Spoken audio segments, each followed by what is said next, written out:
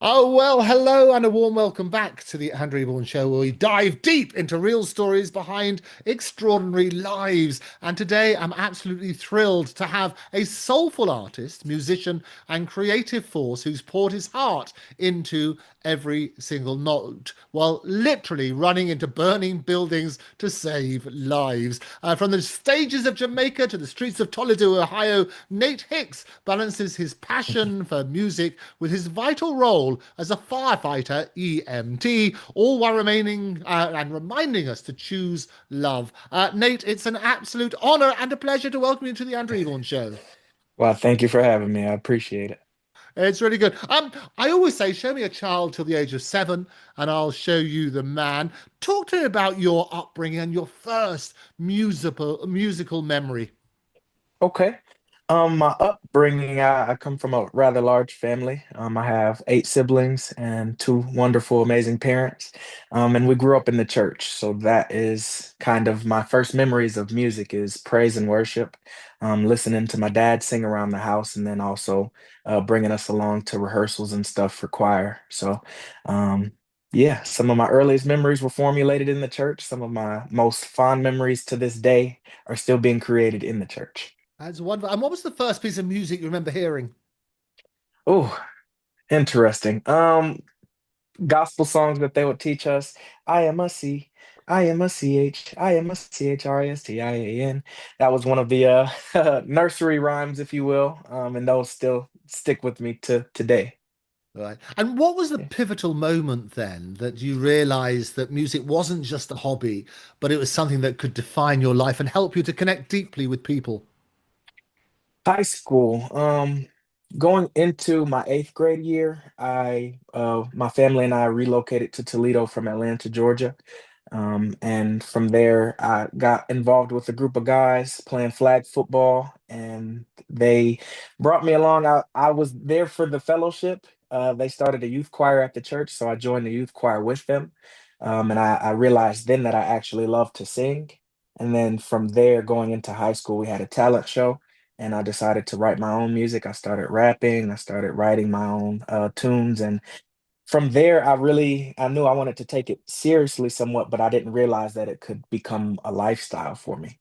So then going into my freshman year of college, I wrote a song, I recorded it, and I released it, and I got a really good response. And from there, I knew music is what I want to do for a full-time living. And fantastic. So you talk about talent shows. I always find it extraordinary that people they sort of have to expose themselves, if you like, they're sort of emotional, putting yourself out there. But it's a Yes. real risk factor, isn't it? How do you deal with that? I guess first I had to acknowledge that I was actually good at what I did. There were people who were up there on the talent show for more of a hobby, and they sounded good. They sounded okay. You know, some didn't sound so great, but they had fun while doing it. And I realized that I could do both. I could have fun, I could sound good, and I could move people and get people involved. So, I guess, I took it as it came and I kind of processed through it in the moments. And from there, I decided to tweak little things here and there to get the response that I desired. And here we are today. And you were successful in the talent shows? Yes, very much so. Very much so. I am Yes. necessary, as your t-shirt says. Yes, It's yes, going to be sir. good. And you talked about composing then. What was that first song you wrote? What was that about? The first song that I ever wrote was a gospel song. Um, I still have the lyrics. I just was going through my notebooks, cleaning up today, and found some of those old lyrics. And it was just a love song to God, saying that, looking back at all that He's brought me through, I'll always lift my hands and give Him worship. So that was my first song that I remember composing. And then the very second song after that, somebody reached out to me wanting me to write something for a song to collaborate on. We never ended up collaborating, but I have those lyrics still too. And it's an R&B song, a love ballad to a young lady, if you will. So yeah. And who is that young lady? Back then it was somebody totally different than it is today. Yeah. It's Time, that- lots of time has passed. Ah, there you go. There you go. So we talk about. I mean, you've obviously got your roots tied to Atlanta's vibrant scene, but you built a Mhm. career in Toledo, Ohio. Tell me about Yes. how the move from Atlanta to Toledo has shaped your sound and perspective, and what surprises you most about the music community in the Midwest. Okay. Um, I moved to Toledo from Atlanta when I was 13 years old. It was actually my 13th birthday. So from there, I had kind of started exploring listening to music and things of that nature, but I didn't yet discover my gift. So everything music for me was really shaped in Toledo. Um, and as far as developing the gift and then exploring the gift, it started here, it was cultivated here, and then I took it outside. So as far as it being what's surprising about the music scene here in the Midwest, a lot of great names in the industry come from the Midwest, whether it be Ohio, some from Toledo specifically, the Cleveland area, um, Indiana, Illinois, Michigan. It's a lot of great Oh, there's lots of great names. history. Who are some of your favorites who come from those areas? John Legends come from these parts. Alicia Keys has roots here. Shirley Murdoch. A lot of amazing writers in the industry that aren't necessarily front runners. Um, it's so many to name. Yeah, I know we love it when people can pinpoint to an artist's map of where people come from, which is it's Yes. all you can feel that inspiration in the very streets, can't you? Which has got to be good. Now, your EPs, Road Trips and Intentions, and singles like The Way That I Want You feel very personal, exploring life, love, and real perspective, even if it's a different person in your life now. What's one track that you're most proud of, and what intimate story or emotion were you pouring into it when you created it? The one that comes to mind immediately is called The Way That I Want You. I was with a nice young lady at the time, and she's actually the reason I wrote the EP Road Trips. It seems like every time we went on a road trip, we would argue. And we went on quite a few road trips. So I wrote the EP to her as a way to kind of express that, it's going to be okay. Whatever it is that we're arguing about, I kind of wanted to reassure her that it was going to be okay. So from that came The Way That I Want You. That was more personal to me because I felt like I had done all this pouring out and that it wasn't being reciprocated. So I put all of that into the music. I sat down at the piano one day and I just started playing a little melody. And that's how that song ended up being shaped. And then the lyrics kind of came flowing after. It was just a cry out for her to hear me that I actually love you and care for you. Do you love me and care for me too? The same way that I show you. And what was her answer? Well, we're no longer together. She is happily married with someone else, and I'm okay with that. I've moved on. I found love myself. Yeah, and I think that's it. And this is what I love about creativity and songwriters in particular. You basically expose your soul, don't you? You talk about things, Yes, and it makes it relatable to other yes, people's lives. absolutely. I think that's one of the most exciting things about doing the music. Creating it in a moment feels personal to me, but then performing it later on, whether it be the day after or years later, performing the song and seeing how people react to it is awesome. Yeah. Now you performed all over the place, live performances from small electric rooms to notable venues across the states and even in Jamaica. What's the Yes. wildest or most memorable crowd reaction you've ever experienced? Hmm. I don't know. I've done a couple of big venues or outdoor shows where there were a lot of people, but the most memorable ones are always the more intimate ones. A particular venue that I hold near and dear is Aretha's Jazz Cafe in Detroit. I've had over 10 shows there, being a part of other people's lineups and just the the response that I get again and the support, people want to come out and hear more. And then I've also organized and put together and performed at my own shows that have gone over very well. So the Toledo Funny Bone has been instrumental in my journey. It's a venue for comedy, but built through building relationships, we were able to get in there and do a couple of music shows, and from there, I've gained so much support from the community. So yeah, those are two ones that stick out to me. Yeah, no, fantastic. And the community is so important, isn't it, creatively? And we talk about Phoenix 360, trying to empower Yes. artists to basically give them back control so they open up new revenue streams. How have you found the industry itself from a commercial point of view? I personally got into the industry to share my art, and I realized quickly that business was just as important. So I've faced plenty of struggles. I'm still facing struggles, as far as getting my art out there to be heard, to be witnessed. Just because it costs a lot of money to record. And then once you're done recording, you can put the song out, but who's gonna hear it unless you have Yeah. a good marketing plan? So um, I find it to be commercially challenging. It's not my expertise, but I'm willing to go along for the journey. Yeah. And they always say, I mean, it's show business. So people are very good at the show, but not very good at the business side. Yes. Yeah. And vice versa. There's some people who are very good at the business side and not very good at the show side. So, Absolutely. So, a multi-talented artist, singer, writer, instrumentalist, and also curator. How do you decide when to step into pure performance mode as opposed to curated experiences? And you do your sip and paint events, for example, with live music or experimenting under aliases. How do you mhm. decide? It depends on the day, I suppose, and the season. So when people contact me, and they're looking for a performance, I understand my role because they told me what my role was. If it's me personally, I'm just kind of throwing stuff to a wall and hoping it sticks. So occasionally I'll just sit down and set my phone up just like this and play my guitar and sing a song. And that's more ministry to me.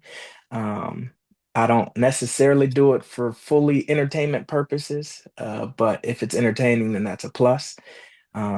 As far as curating events, I want to provide experiences where I can share my art, but where also patrons, people that are spending their hard-earned money, can come in and enjoy an experience and add it to their memory book of things that they don't ever want to forget. No, fantastic. So, tell me about this sip and paint events.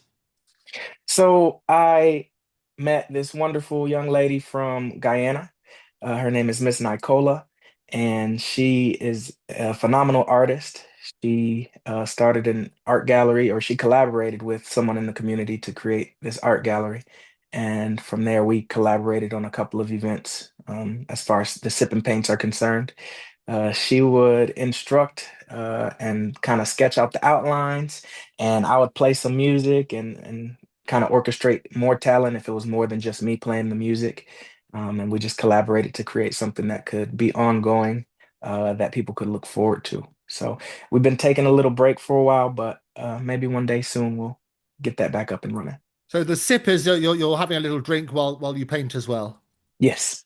Okay, that sounds good. I'd sign Yep. up for that. It sounds brilliant. So, we talked at the beginning that you're also a firefighter, saving lives, high stakes, unpredictable work. How do you balance the mentally and also the sort of practicalities, if you like, of switching between the entertainment world and the very high stakes of firefighting? I think that the Fire Academy prepared me for just that. It's one of those prestigious jobs that comes with a title, a firefighter. That's something that people hear and they're like, "Oh my gosh, wow!" And I get a sense of pride from that. However, I don't like to take it lightly. I don't like to take advantage. We don't necessarily do all the like. I'll take the discount on my insurance, but if I'm going out to eat, and people want to give me a discount or whatever, I might pay the full bill just because. But it's one of those things that I have to remain grounded because when I'm in the back of that ambulance and somebody's literally, dying or going through one of the worst moments of their entire life, it doesn't matter necessarily who Nate Hicks is. So I have to be in the frame of mind at all times to provide the care that I'm there to provide. So when I'm in firefighter EMT mode, I'm doing the job because I would want professionals with other things going on in their lives as well to do the same for me if I was having an emergency. Yeah, no, absolutely, and thank you for your service, as people Thank you. rightly say, which are very very important. Now, many dream about pursuing art full time, but you're supporting obviously your various family through your service, and whilst also creative passion. What's the biggest lesson that you've learned about discipline, sacrifice, and really about staying true, if you like, to your calling when life demands so much? Yes. Discipline is important. You need it to move forward in life. And sacrifice comes right along with that because if you're disciplined, financially, you might have to sacrifice eating steak and lobster today so that you can eat steak and lobster tomorrow.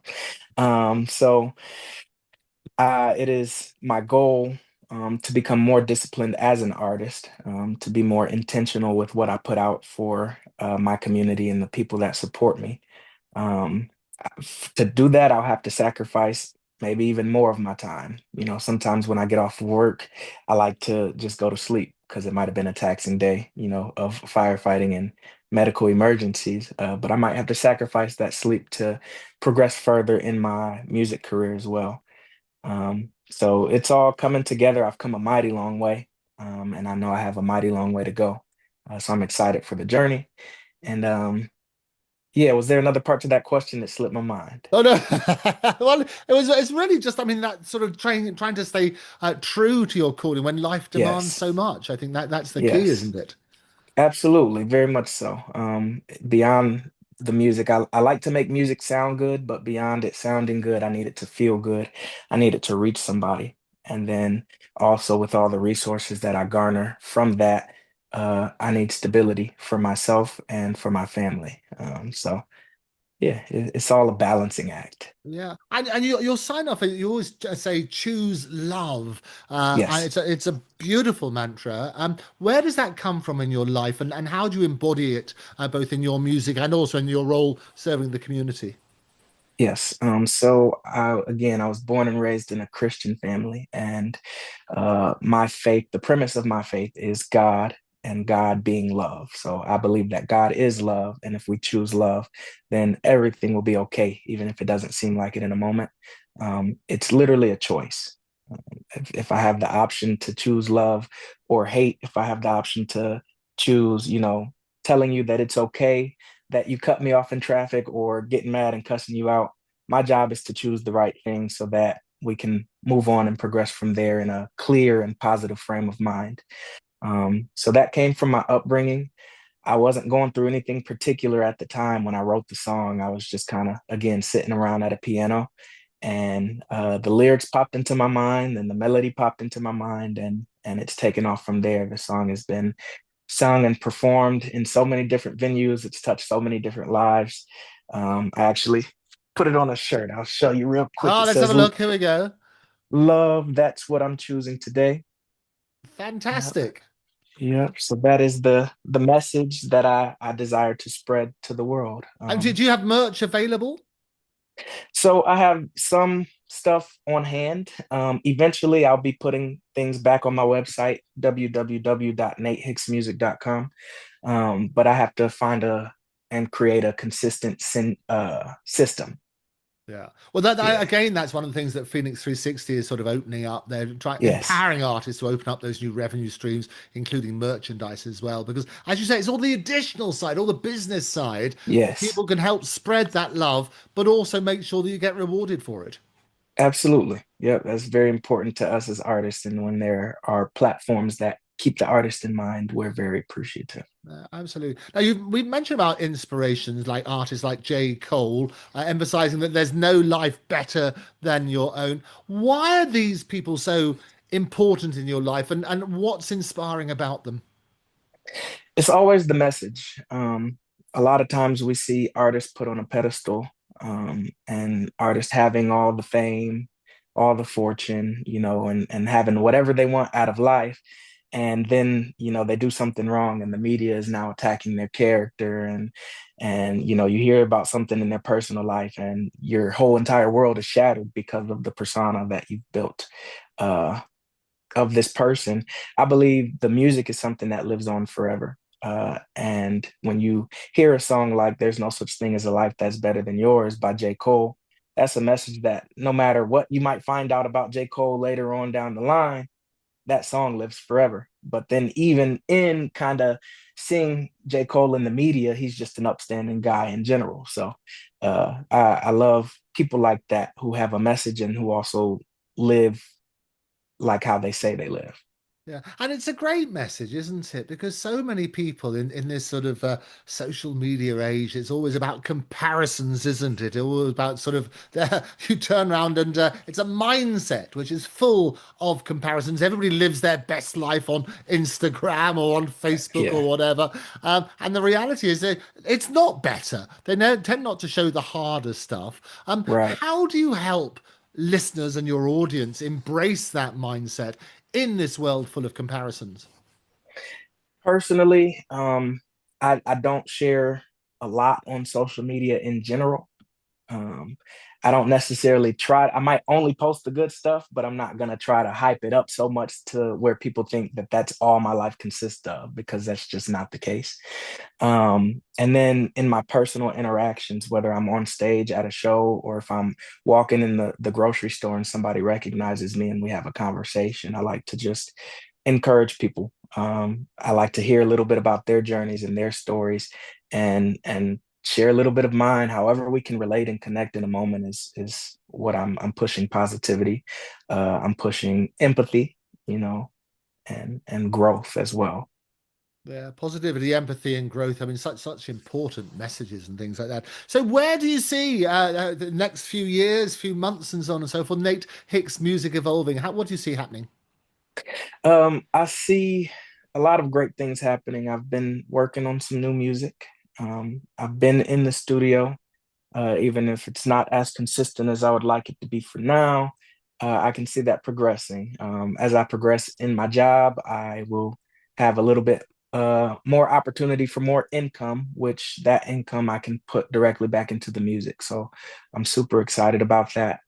I'll be able to finish up an album. I'm working on an album right now, really the single, but and it's an entire body of work, and I believe it's really important for the world to hear it. So that's priority number one. I'm taking it one step at a time. Eventually, I have plenty of songs that I've written over the years that I'm going to work on getting out for the people to hear. So again, one step at a time, one day at a time, and however God allows it to manifest, I'm open for it and excited for it.